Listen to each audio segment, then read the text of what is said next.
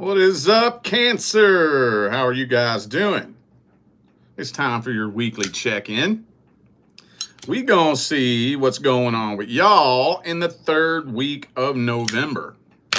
November week 3. So it's a weekly check-in, so it's just a short, quick, general, energetic overview. You know what to do if you are in need of a personal reading. If you want, you could just go straight to my website, tarotwithrich.com. But I do have a link for that right down here in the description of this video. All right. Let's see if I can get the incense to set right in there. Whatever. All right. Let's see how the energy's looking. How's the energy looking between Cancer and the person they're dealing with? November week 3. Can you believe here in just a few short weeks, I'm going to be saying 2026? Isn't that wild? Got like 4 or 5 weeks, and I'm going to be talking about 2026. That's insane, dude. Anyway, let's see how the energy's looking for Cancer and the person they're dealing with. Page of Wands reversed.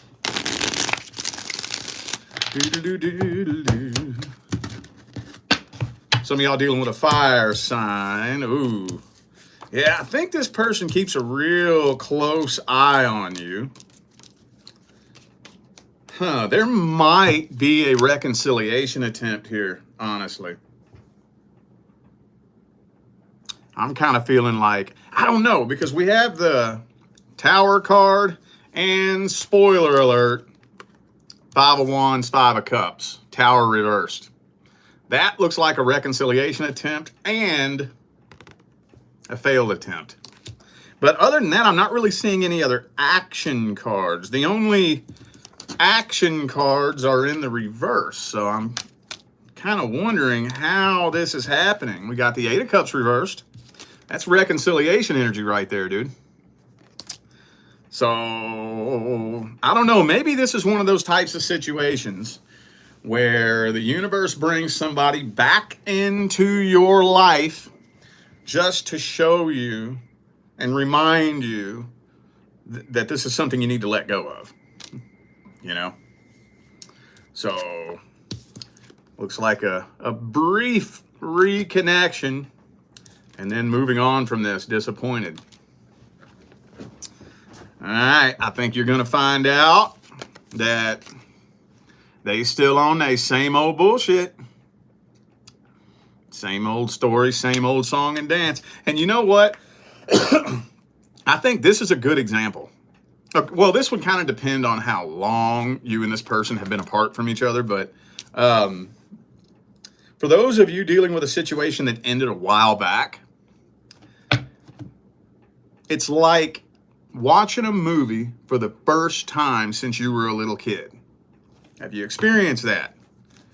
I'm sure most of us have experienced that before, right? You know, especially if you're a millennial or Gen X and you had a favorite movie in the 80s or the 90s, but then you just one day never watched it again. And then when you're in your 30s or 40s, you're like, hey, you know what? That fucking movie I used to love when I was 9, 10 years old. I wonder if I can find it on YouTube. And you get to digging in and you find it. Especially if it's something that like somebody had to bootleg, and then you sit and watch it and it's like, whoa, holy shit. You see it from a totally different perspective. You realize that no matter how much you loved it back then, you didn't really understand it. You didn't really understand everything that was going on. And now that you see it from a higher perspective, it all makes sense. Similarly, the universe will bring somebody back into your life for the same reason. And I hear about it a lot in my personal readings. Oh, a lot. At least once a week, you know, which it's not a lot, but it's not uncommon. At least once a week, I reconnected with my high school sweetheart after 15, 20 years. Or we dated when we were little kids. Now we're in our 30s and we just reconnected. I see that kind of stuff a lot. Let's see this person's feelings, energies, and intentions. But I'm not saying that it has to be that long ago, you know. even if this was only 2 or 3 years ago. 2 or 3 years is a very sufficient amount of time to do a hell of a lot of growth and evolution. Oh, you'd be surprised, especially those of y'all really on a spiritual path. It would blow your mind revisiting the past anything. I don't care what it is, a friend, family member you haven't talked to, after you've done 2 or 3 years of growth and evolution. It's kind of creepy a little bit sometimes. Let's see this person's feelings, energies, and intentions. I mean, I don't know any nice way to put this, but they're still a loser, basically. You know, and I'm not judging anybody for being in a tough situation, but a King of Pentacles in the reverse isn't a loser because life happened. A King of Pentacles in the reverse is extremely irresponsible, not goal-oriented at all, has no drive, no goals, no ambition, and is just, they sit in the same spot in life their whole life, you know? So hang on.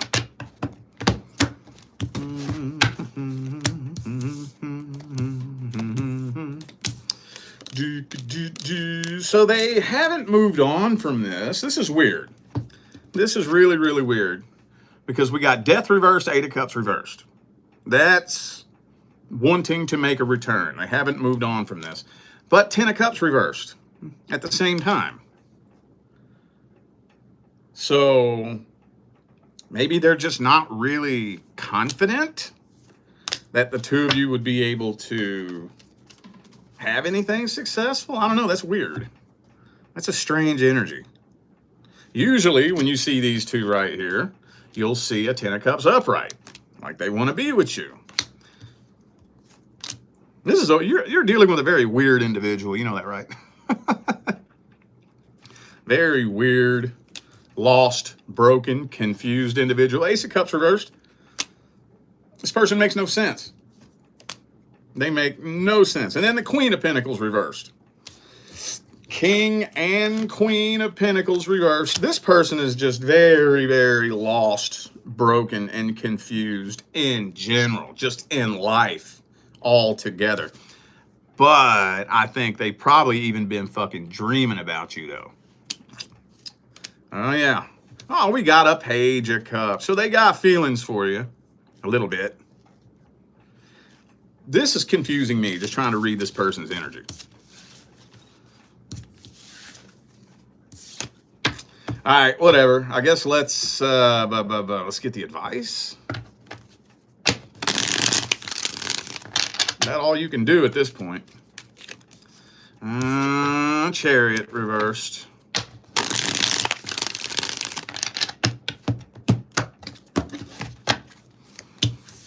Three of Cups. Okay, I don't want to say start slow. I don't know if I want to use the word slow, but yeah, I guess you could say start slow. Like, bring them in slowly. If you want to bring them in, okay. But for those of you who do end up actually reconnecting with this person, keep them at a decent enough arm's distance to where you can like sit and watch who they are in life. Don't be blinded by what they say to you, right? You don't want to do that. Don't be blinded by the things they say and the way they act towards you. Don't let that pull the wool over your eyes. Step back and watch how they operate in every other area and aspect of their life. Because when a person changes, it makes a genuine change in here, their whole life changes. Everything in their life is going to change. The things that they do with their spare time, the way they treat their friends. Actually, honestly, when a person grows and changes, they shed a lot of old friends just by default. They treat their family differently. Like their whole life changes. So you bring somebody back into your life, of course they're going to lead with their best foot forward. and do everything they can to make it look like they have changed. But if you pay attention to every other area of their life and they're still sitting in the same spot, doing the same shit, hanging out with the same people, and you see them talking behind their friends' backs, being two-faced to their family, basically in every other aspect of their life, they are the exact same person. But with you, they've changed. No, they haven't. No, they haven't. No, they have not. When a person changes, their whole fucking life changes. Their whole life changes. So, I don't think it's going to take too long for you to see that they're still on the same old bullshit. And this person is a codependent as well. And when you deal with a codependent, you know how that works. They get high on that new feeling when they very first connect with somebody. And then once it wears off, they get bored and leave. And that feeling is even shorter lasting when you reconnect with somebody from the past. You get that high again, but it's twice as short. So be careful. That's all I'm gonna say. All right, let's see how things are looking with your love interests. Cancer and the person they're interested in. How's it looking? How's it looking? Magician. Some of y'all are trying to manifest this. Careful with that. Be really careful. I don't know who needs to hear this, but I'm being called to tell you this. For those of you working on manifesting a specific person, be very careful with that. Generally speaking, across the board, you can't add a specific face or a name to your manifestation.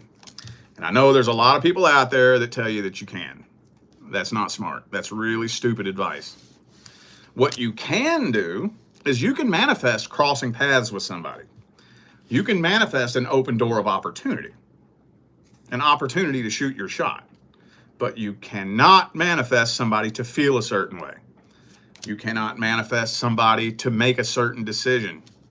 You cannot affect how someone feels, the way they see things, or a certain decision that they would or would not make. You can't manifest that. And if you try, it's going to bite you in your ass bad. Like bad. Really bad. So, yeah, there's a really intense connection here. Really intense connection. I don't know, there's so much back and forth energy here. It looks like, are you waiting for this person to let their guard down? Is that what it is? It's like, I don't know if this person's leading you to believe. Like, I don't want to get too specific, but this kind of almost looks like somebody's leading you to believe that, you know, they have their guard up. They're taking things slow because they were hurt in the past, but they're still stringing you along. And you know, are you waiting for them to like let their guard down or something like that? I'm almost kind of feeling like some of you might end up turning your back on this and getting into a completely different relationship that has nothing to do with this person. Kind of what this feels like. Yeah. So yeah, those of you trying to manifest a specific person, I'm not going to tell you not to do it. I'm just going to say be careful with your intentions. Don't be trying to put intentions to make someone feel a certain way. That will bite you in the ass because that's black magic. That's black magic. When you try to infringe on someone's free will or tap into divine energy to make something happen to someone for no reason other than your own selfish desires, that's black magic. And it will bite you in the ass. It will. Not it might, not it could. I promise you it will. Okay, so be careful with that. Anyways, yeah, it almost kind of feels like you're turning your back on this and connecting with a totally different person. 8 of Cups, yeah, walking away from this, exploring other options, getting into a new relationship. Okay. Some of y'all dealing with a Gemini. Let's see how they feel about you. That's a strange spread. That's a really strange spread. Let's see how they see you, how they feel about you. What's their energy in general? Five of Swords reversed.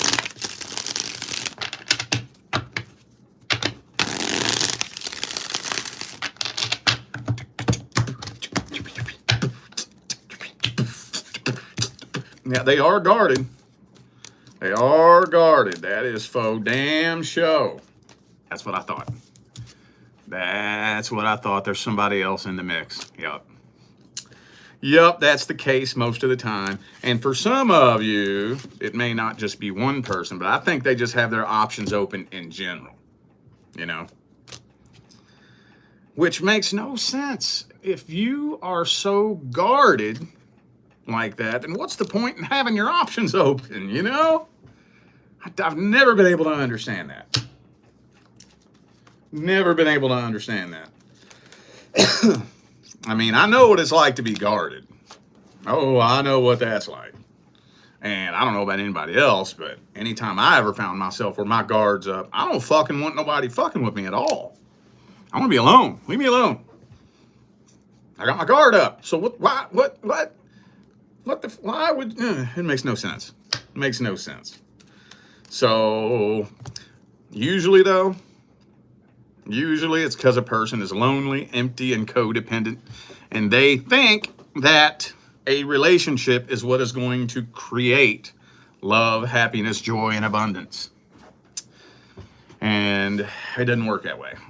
It doesn't work that way. You're not going to keep your guard up and be in a vibration of fear and being guarded and attract an abundant, happy, successful relationship. It's not going to happen. If you're in a vibration of fear, tension, nervousness, you're not going to attract anything that doesn't harmoniously resonate with that energy. But anyway, very immature individual. They have no idea what they're doing. No idea. Well, let's get the advice. That doesn't sound like it needs advice, honestly, but let's see. What advice do we have for Cancer with their love interest? Yep, see, Page of Cups. Another one of my most frequently asked questions is something along the lines of, this connection is going nowhere with this person. I have another offer from someone else. Should I take it? Well, I'm not going to get into the dynamics of frequency equalization. I'm not going to get into that because that's still slippery because you're just shifting. It's like skipping songs on the same frequency. You know, if this song is a country song and you skip it and you're on the same frequency, it's just going to be another country song. Pretty much the same experience, you know. But if you had to choose between one person who's confusing you, stringing you along and breadcrumbing you, and somebody who's actually trying to do the damn thing, you have a lot more potential with somebody who's actually putting forth effort. Because at least the two of you can climb up out of that frequency together, you know. But again, the damn codependency card coming out again. Don't wait until a new opportunity comes along to release something that doesn't serve you, doesn't serve your highest good. Somebody's confusing the shit out of you. Deuces, man. Later. Fuck this. Don't put up with somebody who doesn't see your value until something else comes along. Somebody doesn't see your value, don't put up with that at all. At all. Right? So, yeah, for those of you wondering whether or not you have the green light to accept another love offer, absolutely. Just be careful with that too. Be real careful with that. Make sure anytime you part ways with any person, make sure your number one priority is releasing that person's energy. And getting into another relationship so you don't think about that. That's not releasing it. One of the most common things that I hear when I tell people they still have past energy with them is, that's not true. I haven't thought about that person in months. Is that what I said? Is that what I said? Did I say you were sitting around thinking about them? No, I didn't. I said you still have their energy with you. And if you have held somebody's energy for so long that you're not thinking about it anymore, that's when it gets kind of dangerous, because that's when it's really hard to dig it up and process it. Time does not heal wounds. No, it does not. No, it does not. What time does is time allows you to become comfortable carrying a wound. That's what time does. And after a certain amount of time, it starts nestling itself safely and comfortably in the pit of your subconscious mind, and then starts becoming part of your personality. And then, after a little bit more time passes, it just becomes part of your identity, and you don't even realize that it's there. So, just make sure you're releasing this person's energy when or if you finally decide to step away from it, okay? All right, well, I feel like those were the messages that my Cancerian family needed to hear. So I'm going to go ahead and end this video here. Thanks again for tuning in and playing along. Don't forget, information for personal readings is all down here in the description. All right? I'm out of here, y'all. I'll see you sometime between now and the rest of all eternity. Stay blessed.